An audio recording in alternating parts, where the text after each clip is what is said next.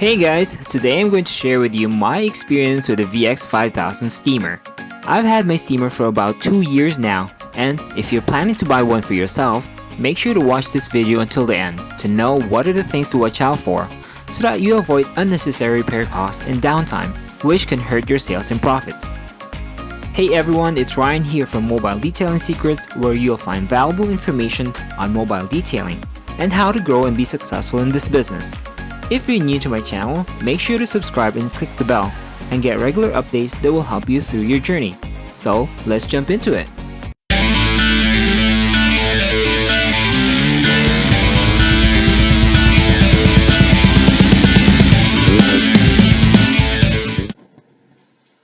Alright, so we're here with my VX5000 Steamer, and it's pretty much over 2 years old. And I just wanted to share with you guys, like what I said earlier, what are the things that I really liked about it, what are the things to watch out for, so that you can kind of maintain and prolong the life of the steamer itself. So this is not your typical review because this is not coming from a box. This is like it's been I use this like 99% of the time. Like winter, summer, spring, fall, you name it, every job that I have this guy with me. So it's been used and abused. I've dropped it so many times, hit it with stuff, put it on grounds and snow, on gravel. So it's really seen its days. So 2 years after that, this is what it looks like. So I'm gonna start first from the hose. So the tip is actually pretty easy. So you just change this with the different tips that you have. This for me is the one that I use a lot because it can get to the nooks and crannies or any surface that I wanted to steam easily. If I don't want this, I can just use this with this, but I prefer to have this. Of course, you just don't. You just try to take care of this. See if it's already used up. Then you can replace it with a new one. So if you buy this new, it comes with several pieces of the tip as well. So it's very easy, very straightforward. If you want to change it to the other one, you just press this. And I've never really had an issue with this tip right here. Really served its purpose. Now, as you go along the wand, you'll come across this guy. And if you've seen this, look at this. It's It's actually the casing itself. It's just made of plastic to protect the triggers that you have. This is the power on and off button, and this is controls the pressure, so it can give you higher pressure or lower pressure. So, like I said, like I use this on a daily basis after more than 2 years. Eventually, it kind of cracked and lost it's locked right here. It should be like two tooth locks itself, but I lost it and it broke. And here's a piece of that. As you can see, it's a little bit thin, right? So probably if just a suggestion for this design, probably have something more a casing or this plastic to be more rigid and more stronger to withstand any impact. But like I said, it's been used. I probably hit this part or used this part so many times. So what I actually did is I just wrapped it around. I wrapped a electric tape around it from this side and here, just to cover the area, so that we can prevent any moisture from going inside and ruining the electrical components inside here. So moving along, the hose is this side. Now, pretty sturdy, right? But I actually had situations where this tends to twist. And if you can see closely here, it works like a thread. So the more you, I'm going to try it right now. The more you turn it, the more it actually loosens up. And you can end up, see it? You can end up, damaging the wires itself. So make sure that you are, it's really hard to avoid. But once in a while, just kind of turn it around and tighten it to make sure that you're not damaging those wires. And the wire itself is pretty sturdy. I've stepped on this wire so many times, and it really withstand.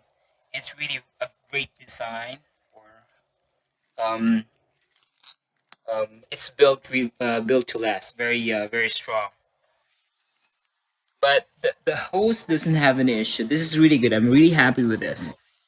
But the thing that you need to be careful with is actually this one right here. So I'm just gonna peel this a little bit. This is just a cover to cover the slot where you put the hose in. If you see this, right, I'm gonna move the camera a little bit closer here. Now this is actually, see that? That's something that you need to press so that you can release the hose.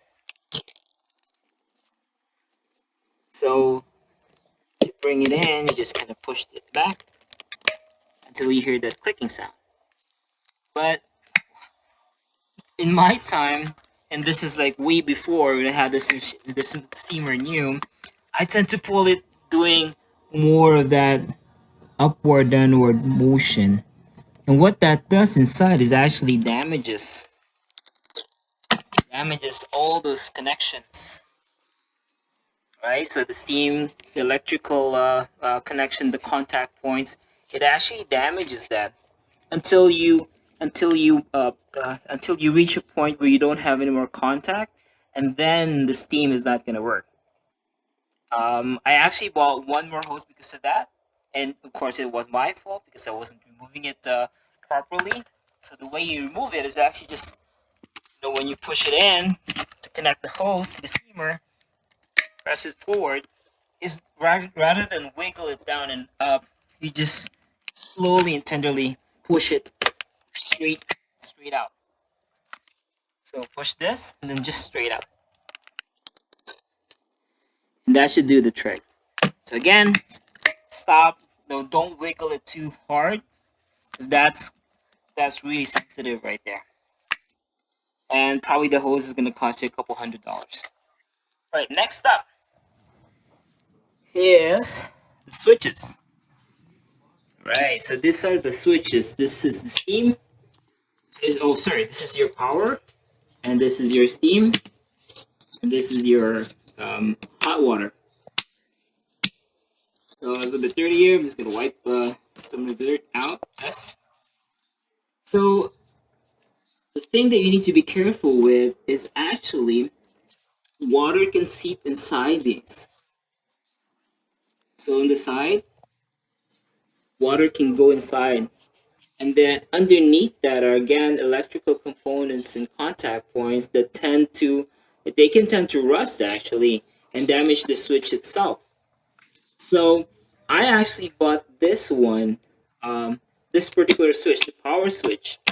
That's brand new because that got damaged, and I had to order it again to the supplier, and then they were able to send me. I think it costs over about 20-30 bucks. Not too expensive, but it's still it's not the money that I spent, but it's actually the time that this machine was down. It's like what I said. And I use this a lot, and then if you don't have the steamer, especially in winter time, it kind of gives you a lot of headache. So stay away from it. Just make sure that whenever it gets wet, just wipe it off right away. Or better yet, just make sure that you avoid water from spilling or splashing in this area. All right. So next up is this guy. So if you're not careful with this, if you don't open or close it properly, the gaskets can actually get damaged. And even if it's locked, steam is still gonna come out from it because of that. It's an easy fix, but then again, your downtime is more the headache rather than fixing it.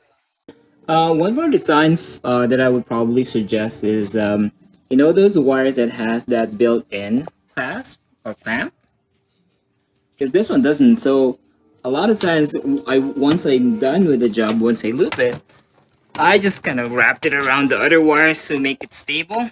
I know it's probably a small thing, but I'm one of those that think of maybe a good idea to have that clamp where you just attach it together with the other wires. But something simple, not a deal breaker for me for sure. So I just kind of do it like this,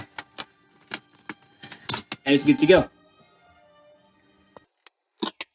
That's pretty much it. Um, like I could have said, this machine, I think it's really one of the best machines that I have in terms of steamer. It can do the job. It's built to last. Those issues that I said earlier, it's more my fault in terms of how I handle it, as opposed to the machine itself. So just maintain the machine, follow the maintenance recommendations as per the supplier. Then this machine is gonna last. So I said it's still over 2 years now. So those are the only issues that I have. And if you consider using it on a daily basis, that's actually pretty good. And then also Steve, who I believe is the owner of the company that does this in the US, they're very supportive. So every time I need something, they're on the phone. He's on the phone himself. So really, really great customer service there. Whenever I need a part, it's with me the next day. So I'm happy with the machine itself. Happy with the supplier. I definitely recommend this. Just again, go back to what I said about the things that you need to be careful for. I will save you some money along the way. All right. Thank you guys, and hope you like this video. Give me a thumbs up, like, and if you're not subscribed yet, hit that subscribe button so you don't miss any future videos. All right. Thanks again, and I'll see you in the next one.